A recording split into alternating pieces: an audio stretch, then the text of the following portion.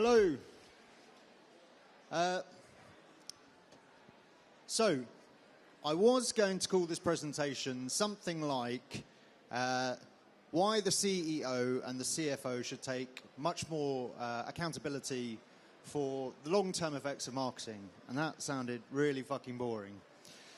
So, I changed it, and instead, I've created an AI tool in ChatGPT 4.0 that can predict which stocks and shares to short sell based on marketing effectiveness. So, let's go into it a little bit more. Recently, I've been reading a study by the IPA called Marketing is an Investment. It came out last year, and within the study, they talked to 200 financial analysts. And they asked the financial analysts, what are the most important things when you're valuing stocks and shares?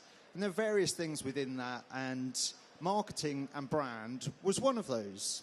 And it was a similar study that they had in 2005, where they asked similar questions. And back then, less than 10% of the financial analysts gave any value to brand as a means of putting a price to stocks and shares. Today, it's 80%. And it's actually the highest factor that most of those financial analysts, okay, it was a vested study, but more than the leadership at a company and the technology that it uses. It's the number one factor that they use when they're looking at whether they should short stocks or not. And the reason for that is because 80% of a company's market capitalization is intangible. It's not a product, it's not a factory, it's not a building, it's something else. And 30% of that is a brand. A few weeks ago, the Financial Times published an article called AI Can Predict Stocks Better Than You. And it was based on a study that came out of the University of Chicago, where a number of professors looked at whether AI can predict stocks better than financial analysts. And they looked at 150,000 financial reports across 15,000 companies in a 60-year period. And they anonymized the data so that there was no historical reference point, no articles that the AI could refer to. And what they found was that GPT, without any training whatsoever, had the same accuracy as financial analysts, actually slightly better. And when it trained the model, it was significantly better. And that's without any context. So the model didn't know who the company was, who the C-suite was, any historical values. So what I've done is I've taken both of these reports and I've plugged them into an AI tool called Too Short, which is available for free. I've also taken a number of other effectiveness studies from the IPA, from Walk, articles all over the web, and financial studies as well, and I've plugged them all into the AI tool. And I've asked it, with the help of a marketing effectiveness index, to predict accurately, using the equation from the University of Chicago, what is the propensity, what is the likeliness of us being able to short stock some of those shitter companies out there. So let's have a look.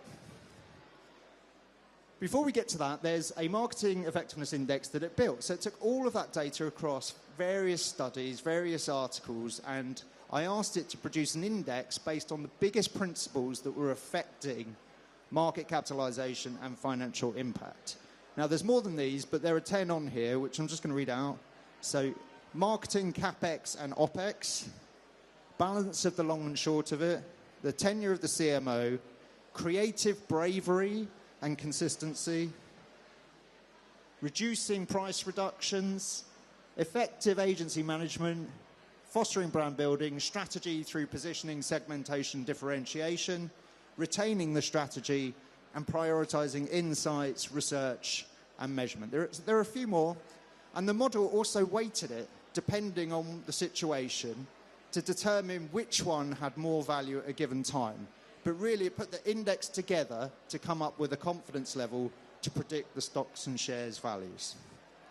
Now, I have to make a few caveats. So the first is, the model is built with the idea of having £1 million to invest. Probably most of us in the room don't have £1 million to invest on an AI tool built by me. And if you did, you probably wouldn't invest. But I have to caveat it. The other thing is built on a short sell for 3 years. So that means we invest £1 million today. The short sell will happen in 3 years. That's when our return will be. Typically, that's a longer time for short sell than we would want. But I've done that deliberately. And the other thing is the model is built by me. So I am not a prompt engineer. I'm not an AI professor or a data scientist. But, maybe I've done a few prompt courses. Maybe I've done a few AI courses. But this is not financial advice. Do not invest in these places. So what I've done with the presentation is I've split it into just 3 principles of the 15 or so that are in the model. And I've said if we isolate these principles just by themselves, do they have any impact on a company's market capitalization? So let's have a look. This is a slide that probably most people in the room are aware of. It comes from Kantar BrandZ, the world's largest brands. And essentially what it is it's an index that looks at companies that have really invested in brand and marketing over the last 20 years and has a look at their market capitalization and their earnings per share over that period and compared them to the general stock market. So what you can see is the top 100 brands, so the strong brands, deliver 400% more than just investing in the stock market, and the top 10 brands deliver 441% more. Now, if you're someone that has an index fund and you're planning for the future, you'll probably have something in S&P 500, which is a typical index fund that makes money over a number of years. So, for instance, last year, the index fund S&P made about 12% yield. So this prediction, this index, is making more. And basically what it's saying is brands are important. They have a significant impact on a company's market capitalization. Here are 3. So these are the top 3 in terms of the value, right? So first we've got Apple, whose market cap is $3.2 trillion. And the value of its brand, an intangible asset, is $1 trillion. That's not including its products. It doesn't include the iPhone, the computers, the hardware, the software, the technology, the manufacturing. That's just the brand. It's 30% of its total market capitalization. The next is Google with 780 billion, which is about 34% of its market capitalization. Again, the brand is really, really important. And then finally, Microsoft, the most valuable company in the world at the moment, 3.3 trillion in market capitalization and a similar number, if not the same, as Google's. 22% of the company's market capitalization. So when you're looking at stocks and shares and you're looking at companies, the brand is super important. But no one wants to be a CMO anymore. Maybe some of you guys do in the room, but most people have more sense. There's been so much pressure on CMOs over the last few years. We know that their tenure is diminishing. They're not as interested. There's so much pressure, particularly delivering in the short term. The typical tenure of a CEO or a CFO is around 7 years. The same is not true of the CMO. It's about half that time. So people are leaving the industry. And larger companies are diminishing the value of marketing as a whole. In fact, they don't believe in it anymore. These companies here have all changed the chief marketing officer role to either the chief brand officer or the chief digital officer over the last sort of 10 years or so. And what's interesting, if you have a look at it, is what the profit of those companies are before and after. So what you can see, if you have better eyes than me, is that all of those companies, with the exception of Hershey, had a greater profitability before they changed to a chief growth officer or a chief digital officer. And in fact, Coca-Cola, who changed their title in 2017, changed the role back in 2019 to a chief marketing officer. So, for dastardly fuckers like me who want to short companies that have a short-term tenure of a CMO, suddenly there's a tool available that can tell me which ones to do. So let's have a look. The question, I better read it, is identify the top 5 US companies to short based on limited CMO tenure. Now, I've chosen US companies because I'm, playing to the crowd. But let's have a look what it says.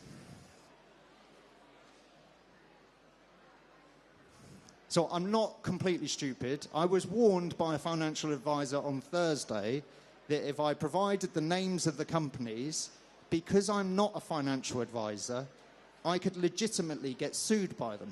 So they are redacted in the presentation. In the available AI, they are not. So you can go and have a look for yourselves. But what you can see is there are redacted companies, the companies 1 to 5, a media effectiveness index, so 0 being low and 100 being high. That means whether they're good or bad. These guys are rubbish. The average CMO tenure, you can see there are a few companies here with 1 year up to less than 2 years. The return on spending £1 million over a 3-year period, that's almost 100% return on the top one, much better than any index fund. And then the confidence level. Okay, that's not so great. Maybe it'd be a bit risky to take even the top one where the confidence level is 65%. So let's have a look at another principle. So this one is about the long-term measurement, or in this instance, no long-term MMM. So over the last 10 years, we've become more and more short-term focused, particularly when it comes to measurement, where it's free and it's accessible. Attribution's sort of taken place of a lot of things, but we've kind of woken up to attribution being more of an optimization tool than a measurement tool. And we realized that it just looks at digital. There's a wider set of channels than digital. So a lot of companies have moved to short-term MMM, which basically means 12 months. But most of us know that the returns in marketing come over a longer period of time. So best in class is long-term and short-term MMM. Now, I'll explain why. Let's take an example of a UK advertiser spending £30 million a year. It's got an ROI of 1.66, so it's positive. So you can see that its gross sales are 50 million a year. So 50 divided by 30 is 1.66. But that doesn't take into account the retailer's margin. The retailer's margin is typically 15 to 30%. Oh, sorry. Let's assume it's 15%. So now the sales are 40 million divided by the spend, which is 30. The ROI is 1.33. But that's different to the operating profit. The operating profit is net minus the cost of goods sold. Now, cost of goods sold means after discount in the retailer, after returns and products that didn't sell, how much have we got? Now, what you can see is the number has now gone down to 20 million. So 20 divided by the 30 million outlay, the ROI is 0.67. Suddenly, it's not looking so good. And when we look at the operating profit is actually the 20 millions minus the 30 million. So suddenly we've gone from a positive ROI of 1.66 based on revenue to a negative one and a profit warning on the same number. So this is all short-term MMM. Luckily, WPP are here to help. In 2018, they published a paper with Ubiquity called Profitability, the Business Case for Advertising. Now, about a month ago, they published another paper which has a similarly catchy title as Profitability 2. And what they do is they demonstrate what the benchmark ROIs are in the long and the short term for different categories. So you can see in the first category is large retail. And the ROI is about 3 to every pound spent. But it's double that in the long term. For automotive, it's about 1.5. I can't actually see because my eyes are fucked. But 1.5 in the short term and about triple that in the long term. But what it also does is it identifies a couple of categories that have negative ROIs on profit in the short term. So if those companies aren't investing in the long term, and if they're not measuring in the long term, we know who to back against. So there's two here. There's financial services that has a negative profit ROI, and there's FMCG. Let's go to the AI model. Let's ask it, identify the top 5 small US CPG companies to short based on marketing effectiveness index scores. Now, we've chosen those because mainly they won't be investing in long-term measurement. And again, what the tool comes out with is redacted companies, thankfully, a marketing effectiveness score below 50 for most of them, a return on £1 million spread across 3 years at the confidence level. And suddenly you can see that the confidence level, remember this is based on a model that has a higher prediction rate than financial analysts, the confidence level is hitting 80%. Okay, final principle, marketing as an OPEX or CAPEX. Now most of us in the room, I don't know about you, but most of us probably don't know the difference between OPEX and CAPEX. So I'm going to explain it quickly. So both of which are financial tools that are used in financial statements and financial reports. OPEX is operating expense. It's short-term value, limited future benefit, cost to run the day-to-day business. So examples of this are wages, rent, travel, fees, marketing. Now, the good thing about OPEX is you can cut it in the quarter. You can cut it any time of the year. So some of you people in marketing or advertising might suddenly feel your budget's cut. This is one of the reasons. It's also immediately tax deductible, which means you can claim it, write it off immediately without any tax. So if you're looking at making tax back in that year, you can do it. CAPEX, on the other hand, is considered long-term. Long-term value that holds future benefit. Investments for the future. Examples of this are buildings, land, machinery, technology. It's reported as an asset, and it's difficult to cut because it's spread across a 5-year period, typically. And it's difficult to get tax deductions because, again, it's spread across a 5-year period. Finance teams are not incentivized to put marketing money into CAPEX. But it's not just the ability to cut the budget and to tax it, it's also regulatory. So in Europe, there's a regulation called IFRS. I've no idea what it means. In the US, there's a similar thing called GAAP, so Generally Accepted Accounting Principles. And there are two that relate to marketing investments, expense recognition and matching principle. Expense recognition basically says marketing expenditures are not deemed to create long-term tangible assets that provide future economic growth. Matching principle is you need to match the spend with the expenditure that you get back in the same year. So regulation is pushing finance to put things into OPEX rather than CAPEX. But going back to the IPA study of marketing as an investment, 89% of financial analysts think that it should be capitalized. It should be spread across the long and the short term in OPEX and CAPEX because it's more transparent and it pays off in both the long and the short, as we saw from WPP. So, back to Too Short. These are companies that you shouldn't short, and I feel slightly more comfortable telling you who these guys are. So, P&G, no surprise there. There's a marketing effectiveness score. The return that you would get from £1 million spread over 3 years shorting the company.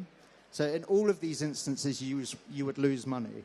Now, eagle-eyed amongst you might notice that Nike are on here as number 8, and they lost $28 billion in market capitalization at the weekend.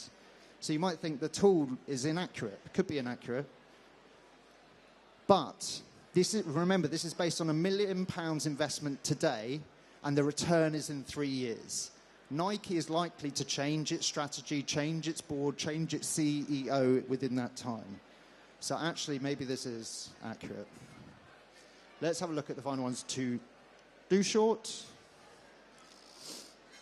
Again, redacted, available on the AI tool for you to play around with. This time, you can see that the MEI scores, marketing effectiveness index scores, are very low, but look how high the confidence levels are. And look at the return.